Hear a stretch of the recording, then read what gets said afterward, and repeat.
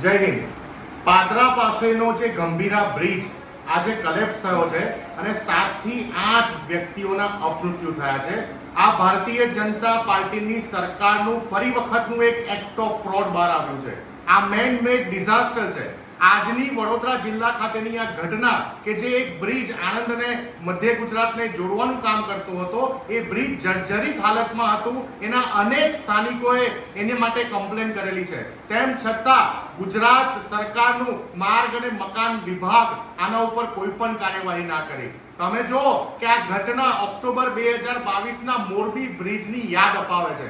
હજુ તો માત્ર 2.5 વર્ષ થયા છે અને ગુજરાતમાં ફરી એક વખત આવા બ્રિજ તૂટે અને લોકોના અપમૃત્યુ થાય, આ ઘટના ક્યારે પણ સહન કરી ના શકાય। ગુજરાત કોંગ્રેસ તરફથી મહાદેવને પ્રાર્થના કરું છું કે કેઝ્યુઅલિટી જેટલી ઓછી થાય એટલું ગુજરાત માટે સારી વાત હશે, પરંતુ ગુજરાતની ભારતીય જનતા પાર્ટીની આ સરકારના ગેર જિમ્મેદારાના અને બેદરકારી પૂર્ણ જે વહીવટ છે એના કારણે આવી દુર્ભાગ્યપૂર્ણ ઘટનાઓ વારંવાર થઈ રહી છે।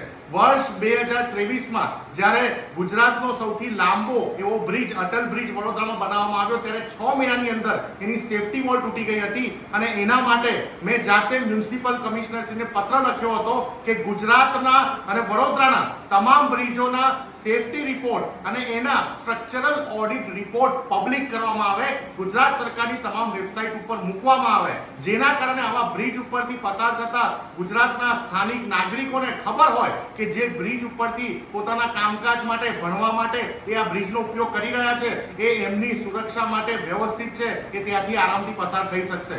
પરંતુ ગુજરાતનું માર્ગ અને મકાન વિભાગ હવે ગુજરાતના ભ્રષ્ટાચારનું એપી સેન્ટર બની ગયું છે। આજે જે પાદરા ખાતેનો આ ગંભીરા બ્રિજ કલેપ્સ થયો છે, આ પાદરા ખાતેની આ ઘટના એ બિહારવાળી છે।